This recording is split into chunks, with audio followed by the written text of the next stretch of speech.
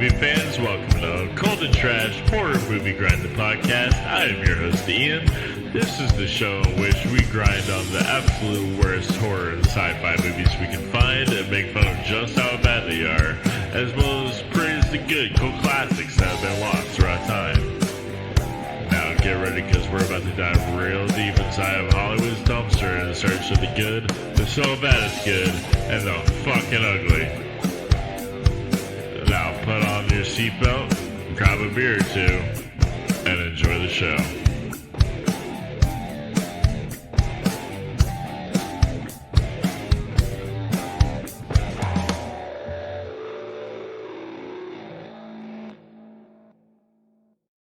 Creepshow, 1982. This is directed by none other than cult icon director George A. Romero, and written by none other than Stephen King himself, the master of horror. Starring, we got Hal Brook, Leslie Nielsen, Ed Harris, Ted Danson, and once again the King of Horror, Stephen King himself. We got a IMDb score of 6.9 stars. Everybody, welcome to the very first, not the first episode, but the very first review on the Cult and Trash Horror Movie Grind podcast. I am Ian, and like I said, we're doing Creepshow. This is our very first one, and quite an interesting movie. I brought some friends with me. Before I bring them in, I just want to say real quick that we weren't sure what to do the first episode, and one of my guests, Bree, she actually came up with the idea of Creepshow, and I was like, I hadn't seen it, and that's sad that the host of Cult and Trash Horror Movie Grind has not seen Creepshow, so I was like, yeah, we gotta do it. And speaking of which, Bree is here with me now. Hey, thanks for having me again. Yeah, for sure. Thanks for joining. So this is your pick, Creepshow. Yes. What was the first time you ever saw this? Why did you want to pick this one? Why Creepshow? I think the first time I saw it, I was younger. I want to say it was like accidentally 9. My parents were watching it. I just kind of was peeking in, and I thought, oh, what's that? And they actually let me join them, so it was pretty cool. Nice. I picked it because I think it's a really neat concept in the fact that you have a bunch of short stories being all combined into one terrific movie. I figured a great way to kick it off is with 2 of the best horror maestros. So you've got George Romero, you've got Stephen King, with effects by Tom Savini. Yeah, I forgot to bring that up. Yeah, Tom Savini, he's the man. Yes. He is the man, and who is better for like talking about trash horror movie makeup than Tom Savini himself? Right.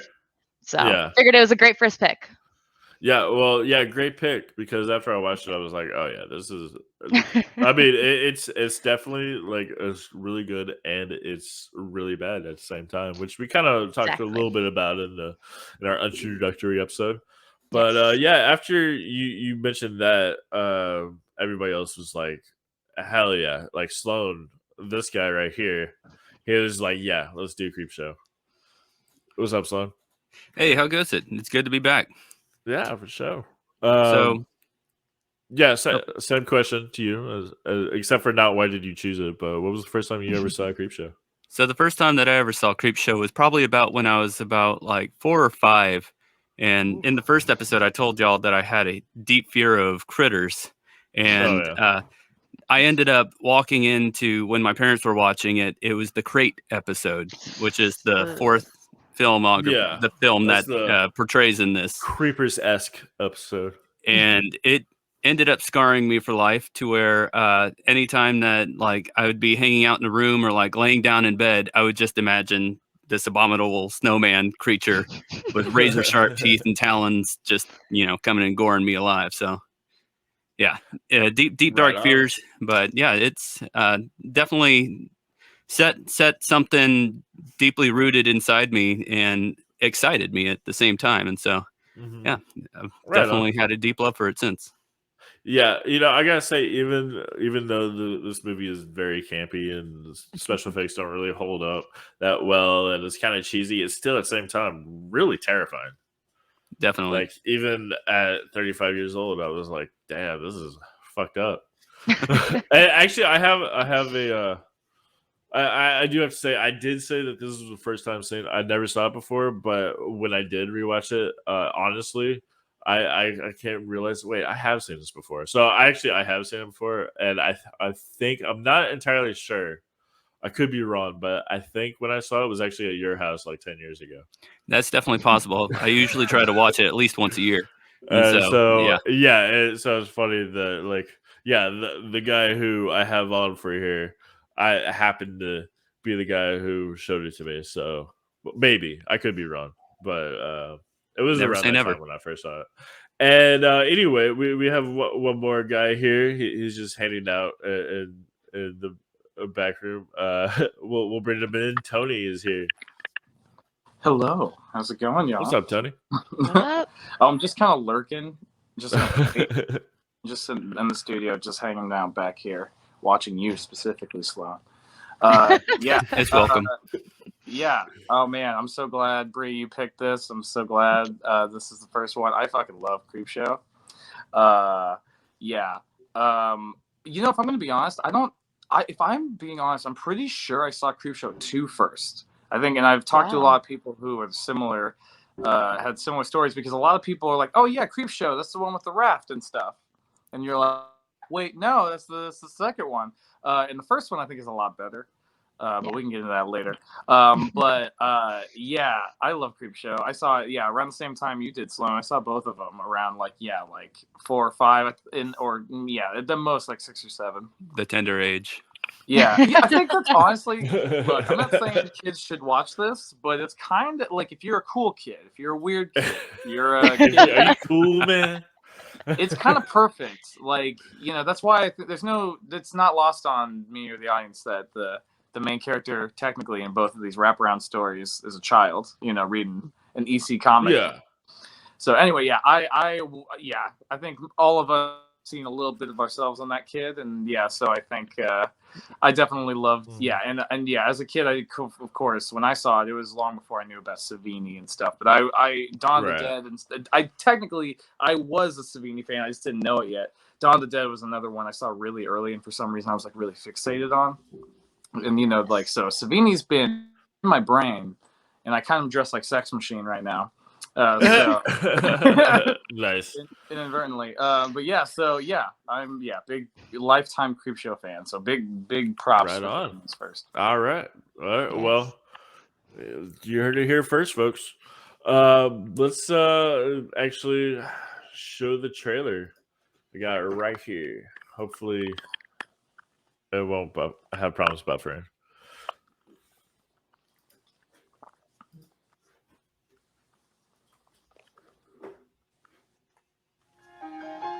Coming soon.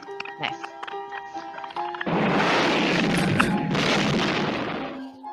Jolting tales of horror. That's so cheesy. Show. Oh yeah. From the author of Carrie, The Shining. You gotta rely on that name, Stephen King, right off the bat. Creator of Night of course. The Living Dead and Dawn of the Dead. You'll scream at ghastly ghouls. Cringe at weird. And it's not a Naked Gun movie. And shiver at the I love evil the colors in it, the cinematography. Yeah, how everything goes red during certain events. Yeah, absolutely. But that's what That's actually Stephen King right there. Indeed it is. But I definitely cringed during this movie. Not because it was scary, but there was some of the acting that was cringy. The light segments that occur during a lot of different footages is a lot of fun. Okay, I'm not gonna lie. This episode, I hate roaches. It messed with my mom all through the years. Yeah, that's the one that stuck with me. I can kill spiders. I can kill anything. Like the minute the cockroach comes out, I'm like, nope. Gotta get my significant other to kill that. Yeah. Right on. Well, so we're doing Creepshow. Yeah, as we brought up, it was written by Stephen King. And Tony, I see you have a Stephen King book behind you. Yes. Very far away, but yes. It's the Skeleton Crew. Nice. Funnily Nice. enough, the raft is in that, but once again, that is Creepshow too. But yeah, Stephen King, I think at least one or two of these were stories that he was gonna do something with, and he just kind of was like, fuck it off. That's what I was wondering. I was wondering if these were already short stories that he wrote before, or if he wrote them for the movie. I'm pretty sure that none of the one, unless I'm totally wrong, I should have done a little more research, but I'm pretty sure that none of the ones in this were ever ones that he wrote before. I'm pretty sure they're all originals. I know this. Yeah, Creepshow 2, I think, is the only one that has. Yeah, the raft is a pre-existing story that he wrote for like Playboy. Or something like that. Oh, really? Yeah, a lot of his Nice. early like short stories were like for Playboy or like Hustler, shit like that. Also, like not. There are also like weird stories, like like cool like sci-fi magazines and stuff like that. That like 300 people read or whatever, that are worth $1 billion, not literally, but worth a butt ton of money now if you have like the original copy and stuff. But yeah, so I'm pretty sure that all these are just kind of like throwback. They're just trying to do their version of like EC comic, story. Right. Like Tales from the Crypt, like kind of, but the original, not the Crypt Keeper. Yeah, I like the graphic novel thing that they did. Is like the kids like reading it, and you see, I guess, his imagination while he's reading it. Yeah, I love that. Yeah. Now, before we get into it, your brother has a Stephen King podcast. He does, yeah. He does the Kingcast, yeah, and it's all about like specifically Stephen King stories and the adaptations of them. And and he has a bunch of cool famous people on. He has cool authors and stuff like that. One of the coolest people he ever had on. I mean, he's had a lot of really cool people on, but one of the people he had on that was amazing was Damien Eccles. I don't know if you know anything about like if you've ever watched the Paradise Lost documentaries. No. It's a really fucked up like true event that happened, but this terrible thing happened, and these I think it was 5 or 6 kids were basically targeted for it, basically just because they liked heavy metal music. And because they liked, Stephen King books, that they were basically pinned to be the murderers of these kids in the woods, and they spent a lot of time in jail. They were convicted, but then eventually got out because like a bunch of evidence turned out that it couldn't have been them, and they were put away because they liked Stephen King, essentially. Stephen King and like Ozzy Osbourne and shit, and so we had one of them. Yeah, as you do get locked up for. As you do in the Crazy Train, right? Yeah, so that was really cool. So yeah, he's got a really cool podcast. So Kingcast is the name. Kingcast, yeah. If you're a super King obsessive, check that out. Right on. All right, well, let's get into Creepshow. So as we mentioned earlier, this is not like one story, but it's actually 5 different short stories put together in comic book form, which is pretty cool. I guess we'll just go over them one at a time. Not actually just talk about just beginning to end like most podcasts, but however, we'll just have one of y'all just briefly, like within 1 minute, just say what each story is about. And I guess since this is your pick, why don't you tell us what the first one is? The first one is called Father's Day. So what is Father's Day all about? All right. Time me. I'm trusting you to time me on this 1 minute. Father's Day. Father wants cake that he never got after his daughter murdered him. He comes back from the dead demanding his cake, then proceeds to go on a rampage to get his revenge. And in the end, he gets his cake. Does he? Does he? He does. Cake? Technically, yeah. It's not like a tradition. It's not like a cake you and I would eat, but it's a cake this zombie would eat. Right. Yeah, that's what I love about it. Like this story is so dumb. It's dumb, but I love it's hilarious of how like there's a zombie that he doesn't want brains, he wants cake. Yes. I will say though, Tom Savini's makeup skills in this one is like non-cheesy, like it's phenomenal. So I once had to do a video about like the makeup effects of Creepshow.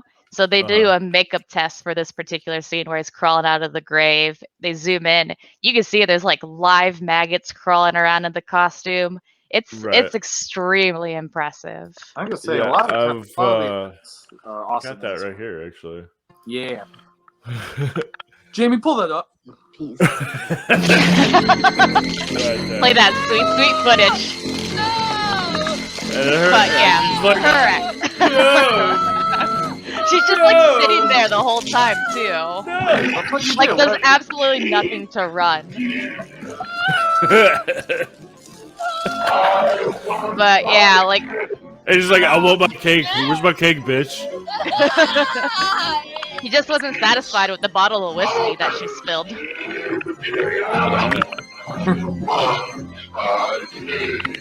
But yeah, that lighting that you talked about, the cinematography. Yeah, right there. I love fantastic. Yeah, every time something gets very dire, it just suddenly has a full illumination of red, and it's very very enticing to the senses.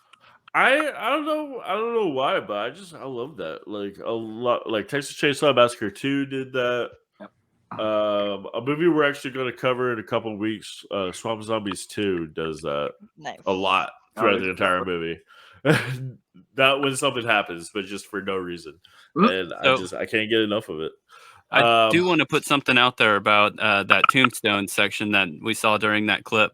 Right. I love how when the second person who perishes, he's out there and he finds Aunt Bedelia and he falls down into the grave, and then you think that when the tombstone is falling over, you think that it's being pushed from behind, but then all of a sudden the shadow shows from the front and he's walking behind him, and it's almost like the zombie's using force powers to like pull it down onto him or something like that. So telekinetic zombie. Which, by the way, that actor I did not recognize him. That's Ed Harris.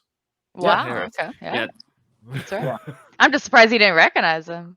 Well, he wasn't old. That's the thing. Yeah, that's fair. Balding, I should say. Like, yeah, I've only seen him old. Like, he's one of those actors that is like, wow, he wasn't old for a point in time.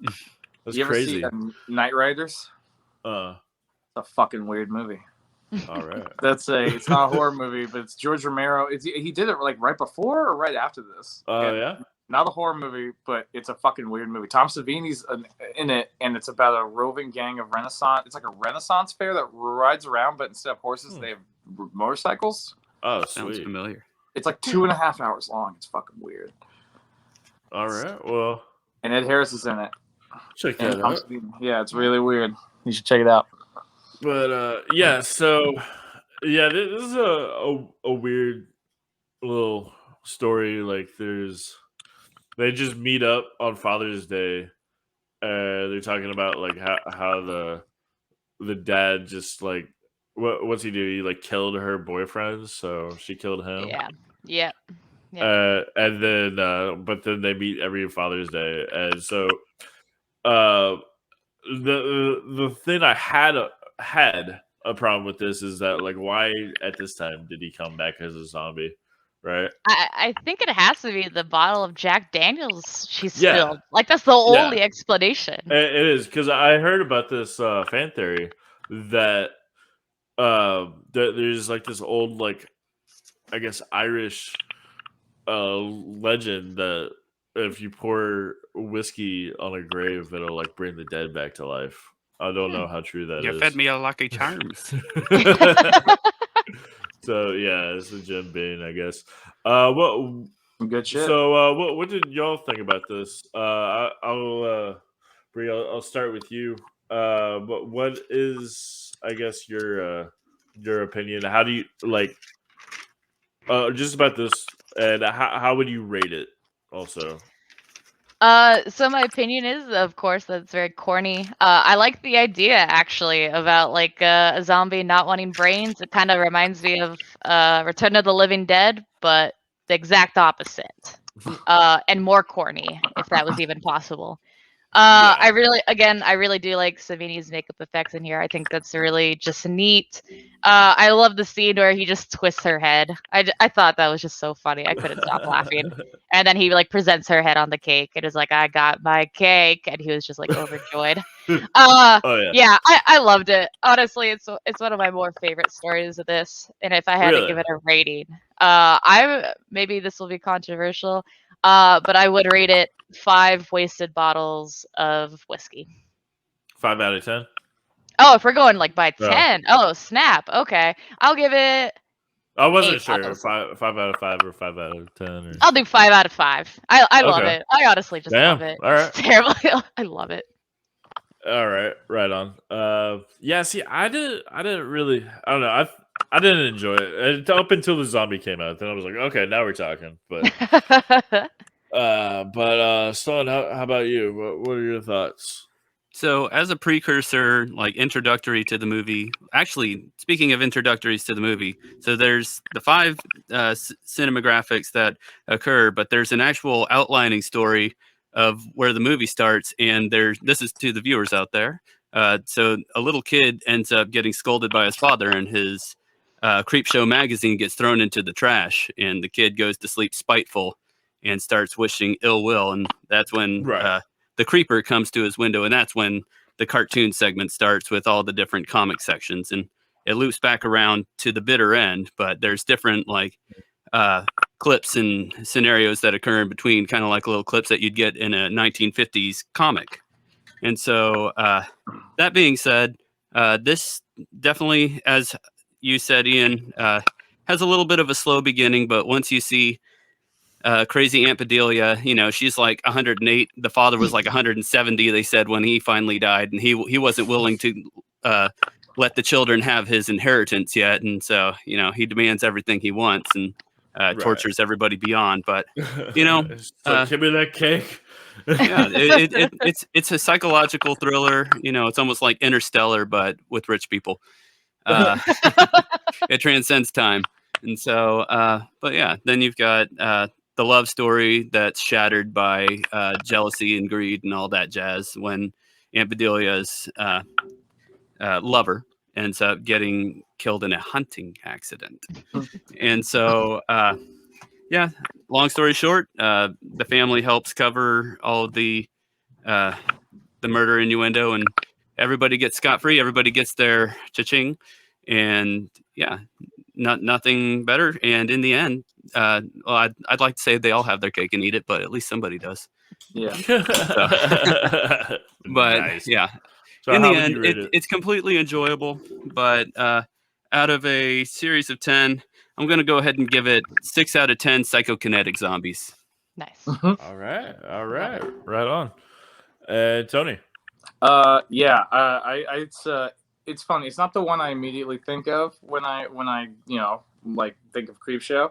But at the same time, it kind of is perfect to put it right at the beginning to set the tone. It also kind of like sets a literal tone, like there's adultery, there's people coming back from the dead. Like we revisit this later.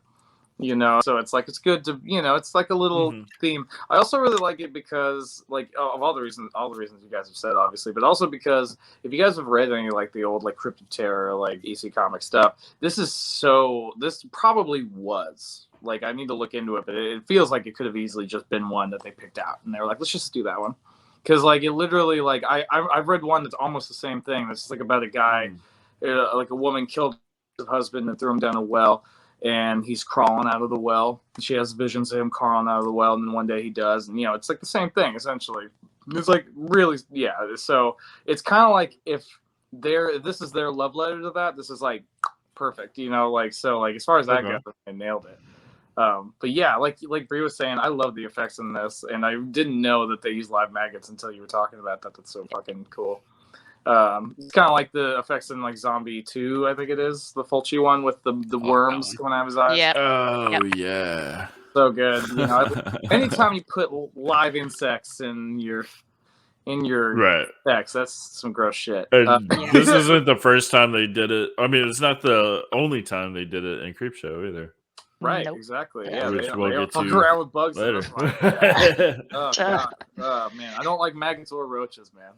Yeah, worms, shit, worms, spiders, centipedes, no. I'm good, no. That'll be Scorpions, another I movie like we'll have to bats. do is Squirm. But anyway, but yeah, like, yeah, I eat it's up. Yeah, I really do. I get this first one up like it's a big pile of cake. So I am gonna give it 7, but it's not like the strongest, but I like it a lot. I'm gonna give it 7 head cakes out of 10. All right. Okay. Cake of head. So yeah, you're same along with Sloan, and then I'm like I said, I'm this isn't my favorite at all. I think this is the weakest one. Fair enough. Like I said, slow start, and then just it's dumb, but it's funny. So I would rate it a lot lower, but since like I laughed about the cake, and then there's the red colors, I'll beat it halfway. So I'll give this 5 bottles of Jim Beam. And Damn. yeah. I mean, yeah, I'm about to enjoy it a lot more, if you know what I'm saying. All right, well, let's go on to the next one, the Lonesome Death of Jody Verrill, which is, correct me if I'm wrong, this is the very first acting role of Stephen King. As far as I can see, I mean, yeah, I think so. Like I said, there was this movie Night Riders that came out either right before or right after, because George Romero made it, and I think it was right before. So technically, he has a line in that movie where he's drinking a beer and he says something like really stupid to his wife, who is also played by Tabitha King. Stephen King. You're referring to. Yeah, Stephen King. So technically, okay. I don't remember if this came out before or after that. So, but yeah, as far as like a real role, yeah, it's pretty much his only real role. Like that's more than like one line, you know. Yeah. He has like fucking hilarious line in Maximum Overdrive when the ATM when he puts tried to take money out of the ATM and the thing just says "fuck you, asshole," and he's like, "Honey bun, this machine just called me an asshole." Right.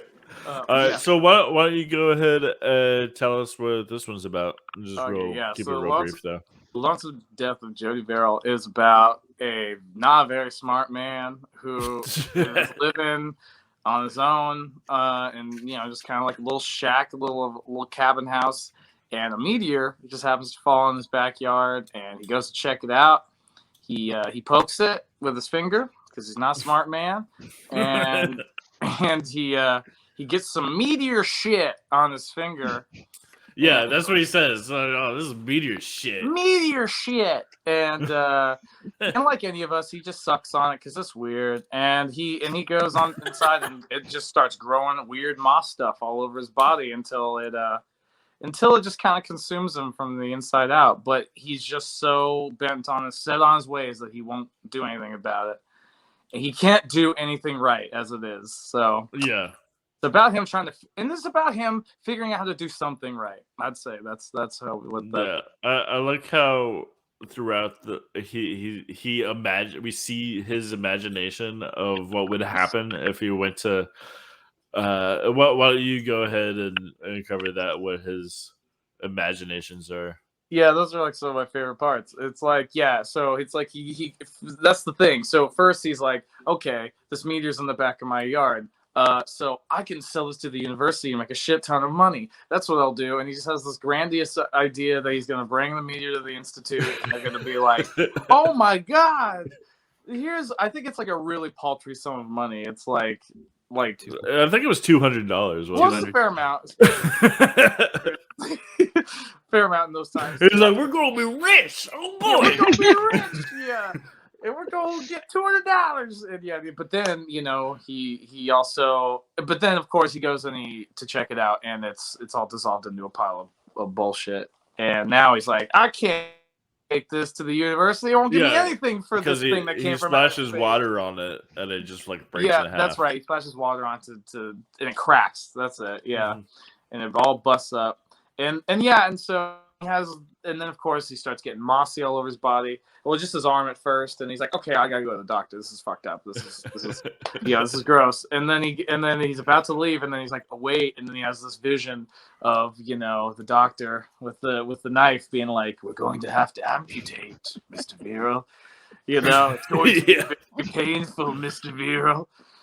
And so he's like, no, I'm just gonna deal with it. And he just kind of, decides to just like take a bath, I think is what he decides to do. Right. Which is just the worst idea for something. Yeah, we find out that water enhances the growth of this. Yeah, that tracks. and so it just kind of consumes not just him, but his house and the surrounding area. And it looks like, at the end of it, it's probably going to take over the world, probably. Yeah, because we get the weather forecast is that it's going to rain. It's going to rain real hard. So, let me ask y'all a question. Are any of y'all, have you seen Color Out of Space? Yes. Yes. For sure. Yeah. Yeah. All right. So we're all familiar. This is like this exact same thing. Yeah. Very Pretty on much, the same yeah. premise. It's definitely supposed to be Color Out of Space. Yeah. Right. Yeah. Well, or Color Out of Space is supposed to be this, except for that's pink and not green. But yeah, it was like, this is Color Out of Space. Is great.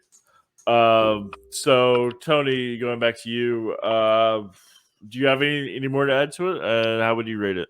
Well, I guess the only thing I would add to it is this: that I mean, for Stephen King is not an actor. He's not very good in this, but per se, but he fucking is like perfect. I don't know, like I can't picture. It's just maybe it's because it's like this is honestly probably might be one like to watch. Like this was like every time it comes on, I'm like, okay, this is like this one. Like if at this point you kind of don't like this one, I don't know if you're gonna like the rest of Creepshow. Like, if you didn't like the first one, you didn't like this one, it's like, okay, you might be kind of bored with the rest of it. Oh, maybe not. I don't know. It gets a little, this isn't scary at all. Like, it's not, this is fun. It can be. It's, it gets body horror. It gets fucking, at the end of it, it's like, oh God, that's the thing. I love how it starts so goofy. And I mean, that's probably why I like it so much, is that it's so funny and so goofy. And you're like, oh, this lunkhead, this guy is so silly. And and it's, fucking Stephen King in a bunch in overalls and shit with a neck beard. It's so funny. But then it gets really pretty dark. And it's like, by the end of it, he, spoilers for anyone who hasn't seen it. I mean, we were doing spoilers, right? And he blows his fucking brains out. It's like probably one of the. Oh wait, I forgot to say we were doing spoilers. Oh no! Shit. Game over, guys. No, and that's the thing. He can't do anything right. Is the whole thing. And at the end of it, he's like, "Let me just do this thing right." Yeah. And he just blows his brains out, and he's just a moss man at that point, and it's just so fucked up. Yeah. I love this story. I think it's great. I also really like the Color Out of Space, the original Lovecraft story, and the. Oh yeah, it is a Lovecraftian thing. And it's all So I just eat this kind of story up. It's also it's not the Blob, but anything meteor coming from space and shit. Men in Black. I love any of that trope. I think it's a great trope. I love it. And I'll just I love this one. This is like one of my favorite ones. So I would probably rate this one. I give this one if I'm out of 10, I'd probably give it a 9 out of 9. 9 mossy pairs of overalls out of 10 possible pairs of overalls. Cool. All right. I have to add in what you were saying. Like you said, it's not scary. I think it's actually really terrifying. Like if you met, it is really campy and cheesy, and it's funny and he's silly and goofy. But if you like put your head into where he's at, if you put yourself in his overalls, it's like, like imagine like this is happening to you really quickly and rapidly. It's just growing, and it's like I don't know what to do. Up to the point where he's like, well, I have to just kill myself because this has ruined my life, and he's terrified. And like it, and I think that all the stories in Creepshow are kind of like they have like an overall message of real life, and which this I mean, there's for the example is imagine like there's people out there who develop cancer or something like that. They like see a growth or a bump or something, but they're like scared to go to the doctor because they're terrified of that result. So they just like let it grow, and they're just like, and it's just growing, and they're just too scared to do that. I mean that does unfortunately happen a lot, and it's terrifying. And so this is like kind of what that is in a way. Like I think that if this actually happened, if a meteor came down and this like I don't know this weird growth of I guess some weird plant life started developing, I think a lot of people would be really terrified about like how many people would actually go seek help. I think that it would probably be about at least 50-50. So it's something really terrifying and done in a really fun, jokey way, I guess. So for me, I'm gonna rate it 8 green colors out of space because that's what it is. Sloan, how about you? All right, so let's see if this actually shows up real quick. I ended up getting this a long time ago. There we go. Nice. My Valentine's Day was BAD before I met you. He's actually got the moss growing on him, and I've kept it in a little lamination piece for a long time. But yeah, it's hilarious how full circle it came back around to be able to show you guys. Nice. But so going on with that episode of the story of Judd. I ended up watching the first handful of episodes of the new series that came out in 2019. It came out for Shudder. And the first episode that occurs is along the same lines. And I almost think that it's actually a continuation of the story to where this guy's beers are contaminated and he's actually drinking it. And then all of a sudden it becomes like he starts becoming gelatinous, and then the same kind of like fern stuff starts growing all over his apartment. And then next thing you know, like he turns into this giant monster that's dividing like an amoeba almost. And like there's a lady who's doing all the calculations, and she's like, within 6 days, the whole world's going to be taken over. And so it's got its own like terrifying aspects about that. I definitely recommend checking out that first episode if you do see this second storyline from the original Creepshow. It's a fun little tie-in. And so, what was the name of that again? So that was Creepshow. I forget the title of this of the new episode, but it's the 2019 revamp that they've been doing. Oh, okay. And instead of Savini, it's Greg Nicotero, who was famous for doing all sorts of different things. But Day of the Dead was one of the things that I completely admired that he did. As you guys know, in the last episode, like that was one of my top 5 like cult horror. And so had this big start on Evil Dead. Pretty fantastic. And so well, yeah, figured I'd throw out that bit of information, but I don't want to take up too much time by throwing extra in there. Except for going back to the storyline of when Judd's getting ready to jump in the bath. He looks into the mirror and his father's telling him, "Don't get in that bath. The water is what it wants." And then he double guesses himself, and then he's just like, "Fuck it," and just dives right in. Imagine so much like how that would feel, like all that stuff growing out of you. Yeah, so itchy. Yeah.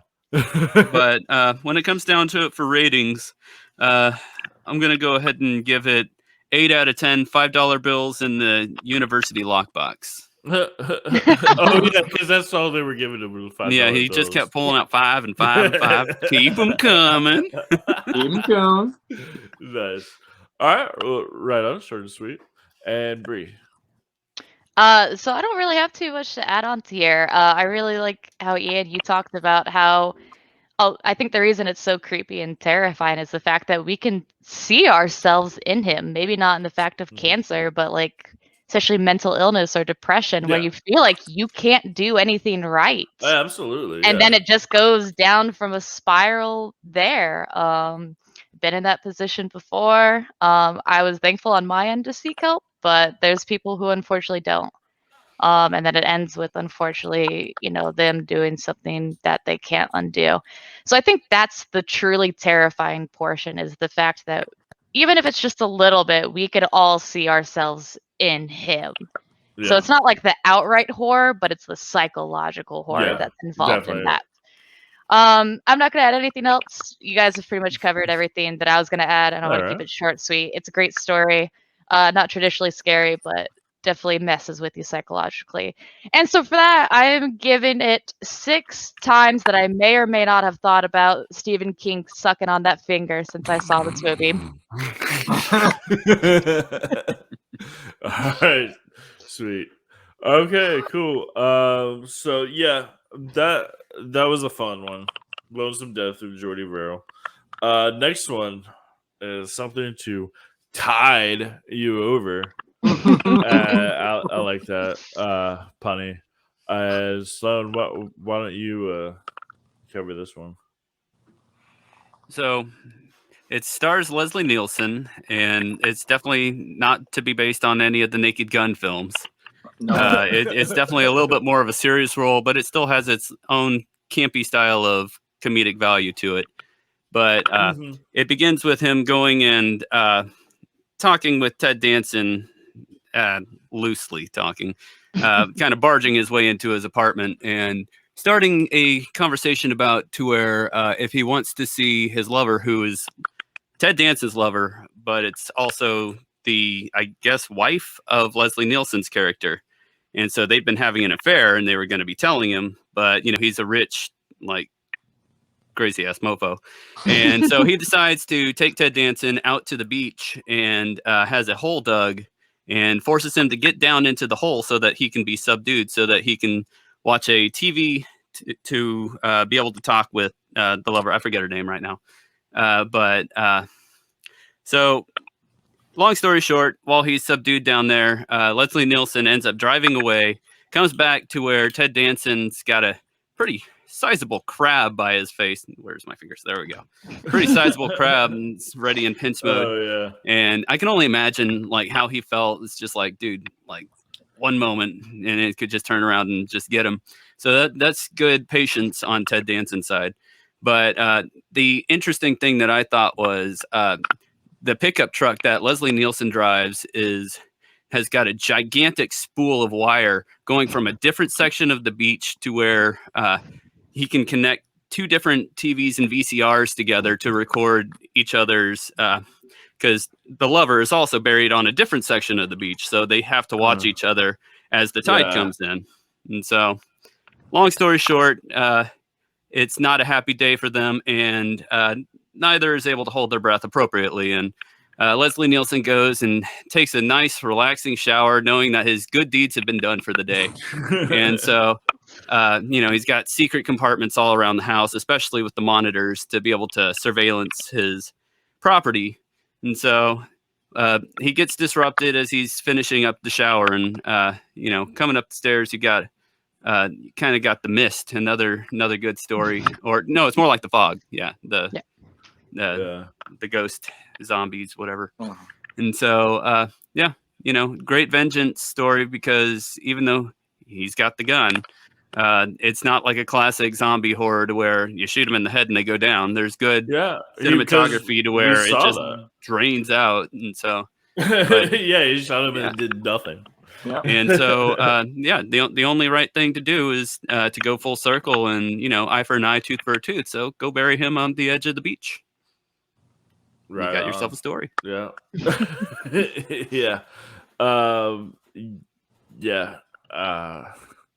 Yeah. That covers it.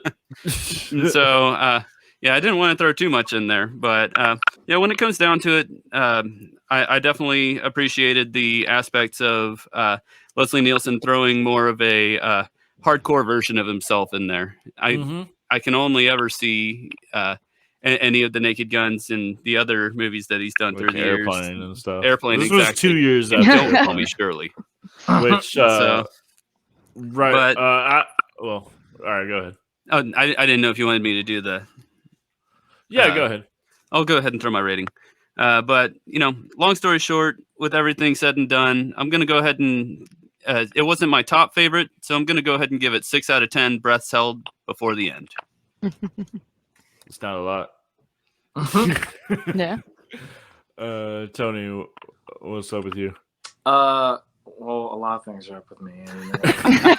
But no, dude, I'm just up here thinking, I just think, man, this one is kind of what I was talking about earlier. Honestly, it's like I like this one more than I like the first segment. I love the cake one, but I think like this one is kind of more.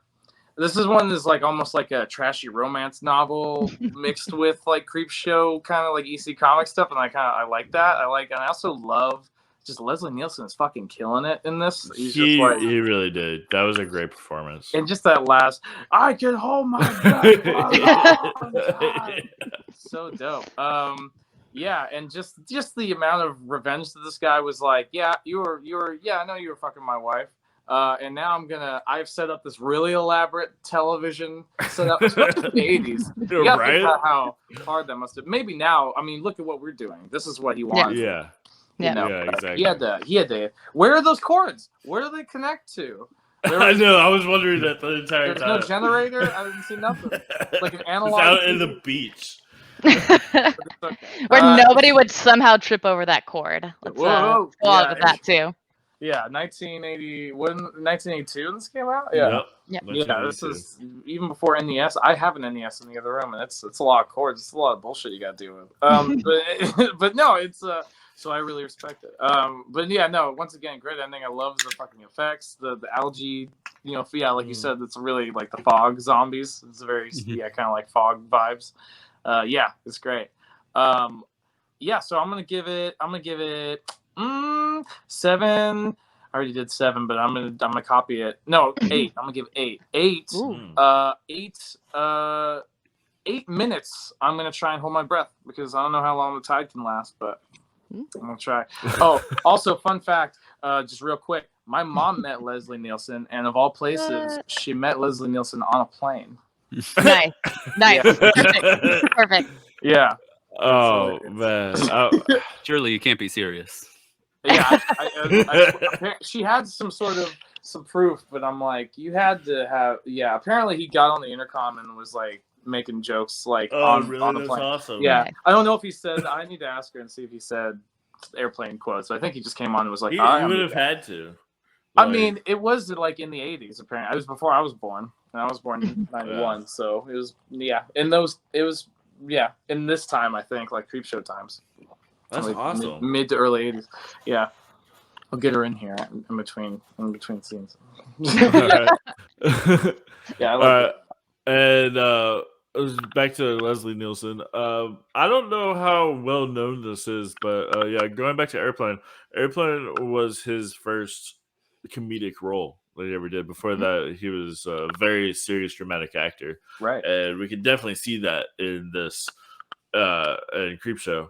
This performance, but like this is definitely my favorite Leslie Nielsen performance I've seen. I haven't seen his old dramas, but I mean, like Forbidden Planet from the 50s. Yeah. I haven't seen it. What? Or have I? It's a good one. Yeah. It's got Robbie the Robot. It's got them all. Yes, I think I did see it, but I definitely need to re-see it. But yeah, so a lot of people know him from Sloan, like you were saying, Naked Gun, and whatnot, and but a lot of people probably don't know that he started out doing he was a veteran dramatic actor, so we definitely see that in this. But before I go on and talk about this, I'll have Bree you go ahead and tell your piece. I just want to point out that we maybe have lost someone who's currently grabbing their mom to confirm their story. No, again, you guys are really taking everything out of my mouth. I was really gonna draw references to The Fog. I'm a huge John Carpenter fan, so this definitely gave me those vibes, which definitely bumped it up on my list. I always like Tales of Revenge. I love those movies, but to add a little bit more of what's dear and dear to my heart, and then Leslie Nielsen, he's like one of the few non-corny actors in this. Like his performance was fantastic, just his delivery. And so for that, I am gonna give it 8 suspicious holes that are dug on the beach that are definitely not meant for sandcastles. Nice. Okay.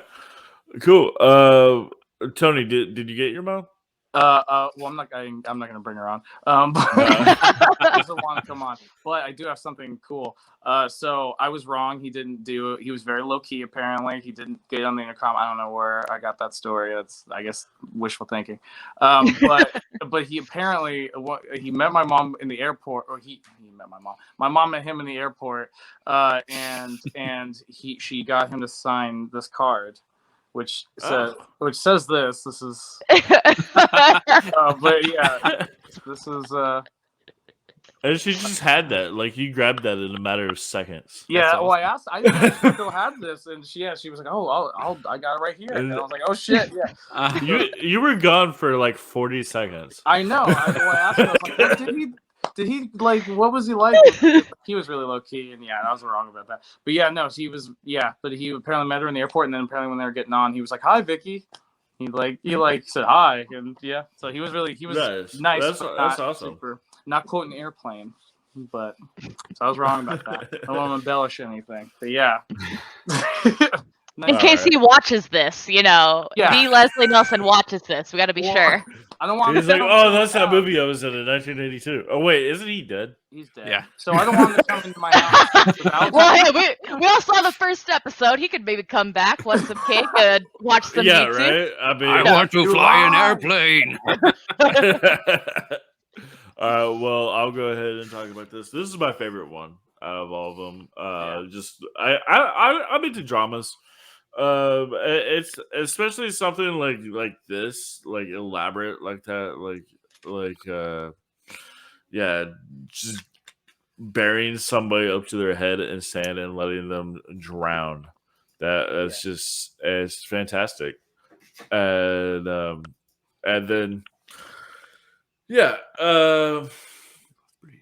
although it reminds me of an old Edgar Allan Poe, I think it was Edgar Allan Poe who did the story about the guy who he like built a wall of bricks and just like he left a guy in a room and just bricked him up. You all know what I'm talking about? The Telltale Heart. It sounds no, it's not that one. But I think it's something. I think that's Poe or it could be Shakespeare. It's one of the two for sure. I don't know. I ran back to my desk to tell you that is the Cask of Amontillado. Oh, okay. And that's Edgar Allan Poe, right? Correct, where he basically gets revenge. He bricks them up into the wall under like the guise of like, "Hey, come drinking with me." Yeah, it's pretty gruesome, but yeah, I'm not gonna lie. Like I sprinted back from the restroom to tell you this. I was so excited. I was like, "Oh, I read this in high school. I cannot wait to finally apply my high school English class." I mean, it's a dope story. It's very much like this one. Yeah, he chains a guy to a wall in like this little closet and just bricks him up. And the entire time, the guy is just like laughing at him, like, "This is a funny joke. Good prank. You can let me out now." And it's like, "Nope." And he puts in the last brick. Yup. He pulls a Sims on him. Yeah, and then he's just like, remove the pull ladder. Right. And then when the guy realizes that it's not a joke, he starts screaming for his life, just like in Creepshow and Something Tied You Over. He starts screaming, and he's like, "Nah, nobody's gonna hear you." I like that. The only problem I have with it is that if somebody like threatened to kill me unless I dug my own grave, I'm gonna let him kill me first. I would take a fucking swing. I would take a swing with that shovel. Yeah, for real. Like that's some bitch made shit. I'm gonna drown, or you're gonna shoot me? I'll take the bullet. Like I have to dig my own grave and then drown like horribly, or just get shot. Yeah, I'm gonna make you. Like Actually, I'll let you dig my the grave. graves were already dug, so he was halfway there. Not so bad. Oh, was it? Yeah, I don't think he gives him a shovel, does he? No, he does not. He just says, "Get into the hole, or I'm going to shoot you." He does have to pull it into himself, though. He doesn't know yet that he's going to get murdered. Bullshit. With his hand, yeah. And that's a trope that drives me nuts in a lot of movies, except for what's it called? Devil's Rejects did it right, where the guy actually fought him. But it didn't work out for the guy either way. So yeah. But yeah, this one's my favorite because it's so dramatic, and then the ghosts come back at the end, like we mentioned, and then they put him in a hole. However, I don't really think that they're ghosts or zombies. I like to think of it as that he kind of just goes crazy, and it's like his imagination.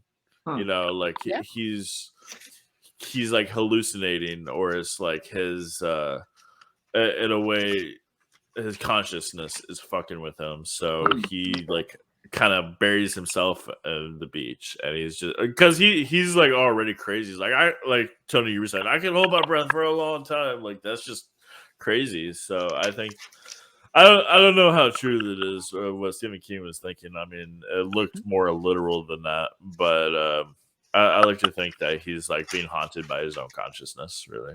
Well, you can definitely take it that way. Yeah, for sure. I will. You heard it here first, folks. I am changing the canon to the story right now. The hot take of the night. 40 years after it was made. So I will give it 9 Ted Dansons. Wow. Okay. Nice. He's in the good place now, guys. It's okay. Yeah. He's in a place where everybody knows your name. Yeah. Cheers to that. And now the next I do bump mine up to 7 instead now, though. Well, where was it before? You guys moved my cold, icy heart. Where was it before? I forgot. I had what was it? I had 6 out of 10 breaths held before the end. Oh, right. Okay. So so it's now 7. He had that one. One. Nice. That dude's forehead would be like a fin, like outside the water. Yeah. He'd be like, "What's that flat top over there? We gotta investigate." Long head. The next one is the crate. This is actually, other than the Father's Day, this is also one of my least favorites.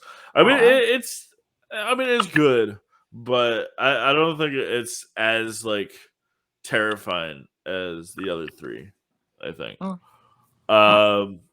Yeah, this is my opinion. So I'll go ahead and talk about this. So there's, I guess this janitor discovers an old crate inside of a university, and it's from like 1830s, and there's like a monster inside, and it just like starts eating people. So he calls his buddy for help, and his buddy's like, "Oh yeah, don't worry, I'll help you," and he just like cleans up the whole murder scene and everything, and you think, oh man, what a good friend. But it turns out that he had a secondary motive, which was to lure his bitch of a wife over there, who's just been driving him nuts. He's been like fantasizing about murdering for who knows how long, because she's such a bitch, and just like complaining to him. And he kills her, and that's pretty much the gist of it. I mean, that's fun.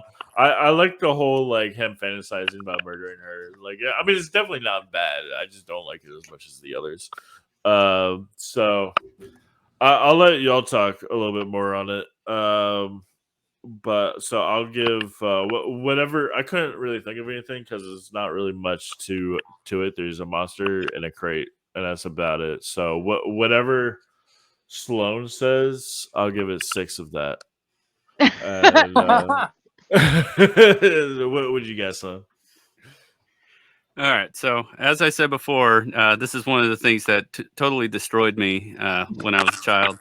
You know, eviscerated, completely threw me through the grinder, and I had to I'm rehabilitate going to interrupt myself. you again real quick. Keep in mind, I just saw this like 2 nights ago and apparently 10 years ago at your house. So I was not a child when I saw this. Anyway, go ahead. And so I am still a man-child, and I still watch this, and it still terrifies me to this day. But yeah, so as Ian said, it's a crate that was found by the janitor underneath the staircase in the forget which university they say, but it was a find from in 1932 from Antarctic. So it's like an abominable snowman or yeti of some kind. And yeah, when we showed the previews earlier, you got to see the big, huge, sharp teeth. And so yeah, Monty Python's, but yeah, that would be a great one. But yeah, long story short, as Ian said, the wife is completely asinine about everything, and every time that the friend of the original Doctor Who gets called in, who witnesses the multiple murders in the beginning, like at first nobody believes him until they get into the gore factor, and then it's too late after that.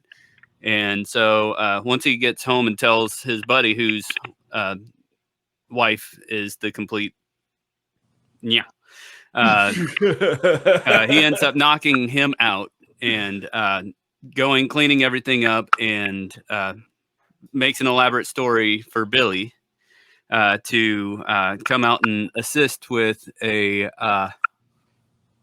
he made it kind of sound like a rape scene sort of situation. So she has to go in and coax her out of the dark space, and yeah, finally, justice is finally served, and he starts to live a happy life in the end once they finally wrap everything up and chain up the crate and launch it into a very deep reservoir.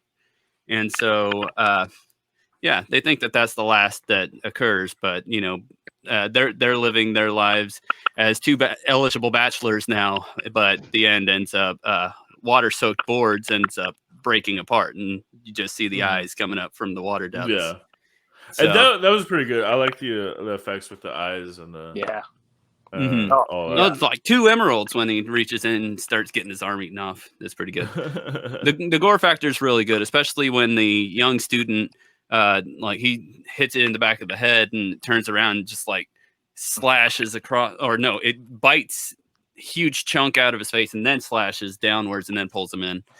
Yeah, it's got a lot of good gore factor to it, and so that's what I really appreciated with that one. Yeah, and for sure. Teaches you good blood cleaning ethics.